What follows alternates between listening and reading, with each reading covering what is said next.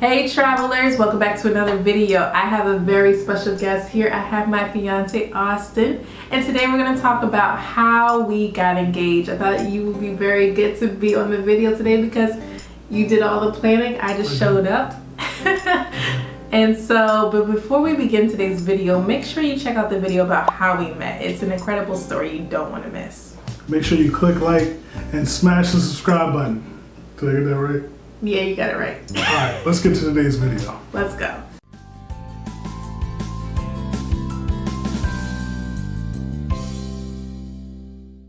Alright, so as you all know, this video is about the engagement. But before I get to that, I just want to say that, when I first met Chelsea, I had this intuition that let me know that she was the one. I had been dating, previously, and of course, like most people, things just don't work out for one reason or another. So I prayed for the woman of my dreams, and I didn't know that she was certainly the one at the time, but I knew that there was something different, and it felt different. So that really piqued my interest. It's hard to describe, but you've heard the cliche before: when you meet the one, you'll know. And that's kind of how I was feeling in the beginning. There was something different. So I made sure that I was on all my P's and Q's. I made sure that I bought new shirts all the time, and I just stayed so fresh and so clean. What did you do the first couple dates that we did on? How many dates did we go on when you bought new shirts? A lot. I bought a lot of new shirts, a lot of new clothes, a lot of new shoes. For like our first 10 dates, he had a new shirt for every date.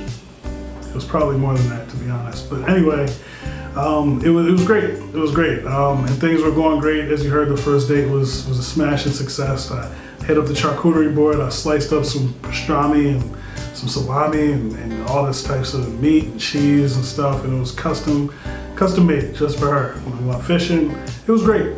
Actually, the first date we had, somebody actually stopped us and said we were overdressed for fishing. You remember that? I think she was talking about me. I think she was talking about both of us. We were both overdressed for fishing.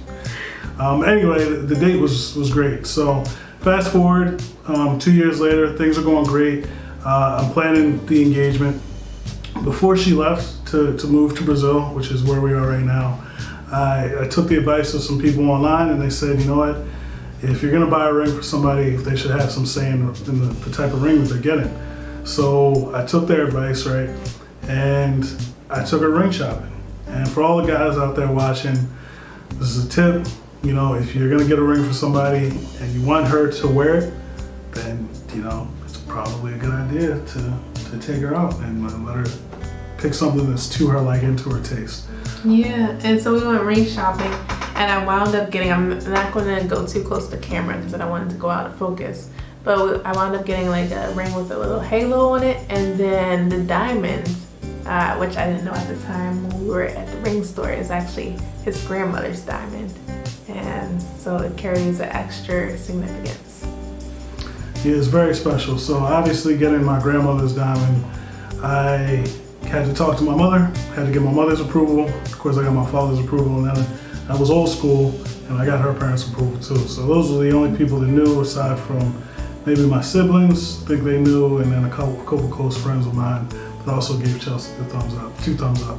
And then after we went ring shopping, he would drop little hits, but I didn't really know. What hints are you talking about? I don't know, you would bring it up every once in a while. You'd be like, oh, what if we got engaged, No, you would bring it up. Oh. You brought it up. I was dropping hints. I was trying to surprise you. Oh, okay, that was the point. Okay. So fast forward to the actual engagement, right? I got the type of ring that she wanted, and yeah, took a couple months to save up for the ring, whatever the case was.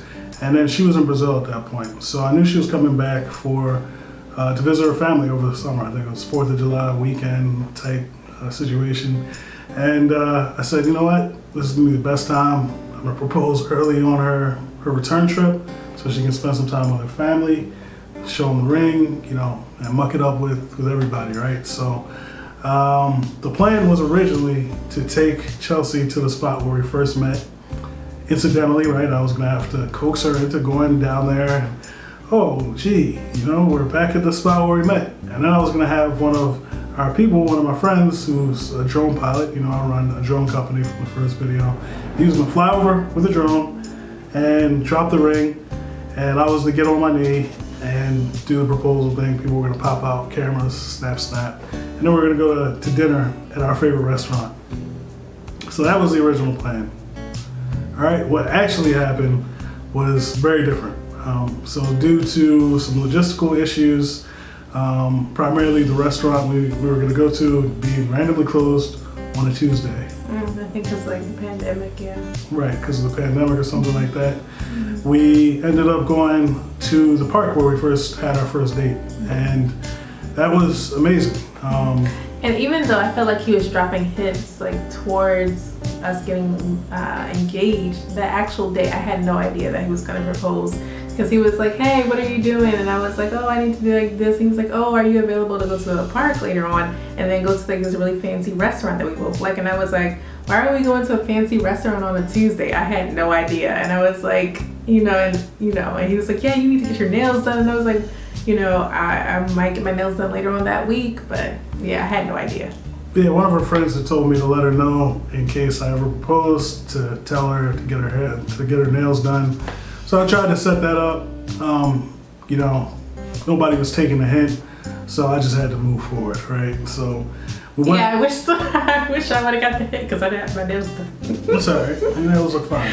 So we went to the park. It was a great time. There wasn't much to remark upon. It's a beautiful park. I didn't have any charcuterie this time. Instead, I had a backpack with a ring in it, which I thought was good enough.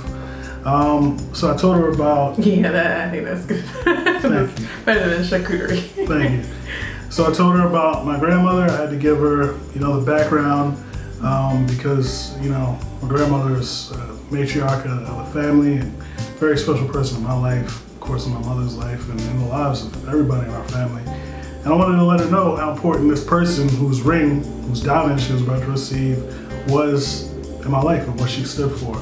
So I gave her this long speech, and I don't know if she was picking up on the fact that I was about to propose, but I was getting all types of questions about.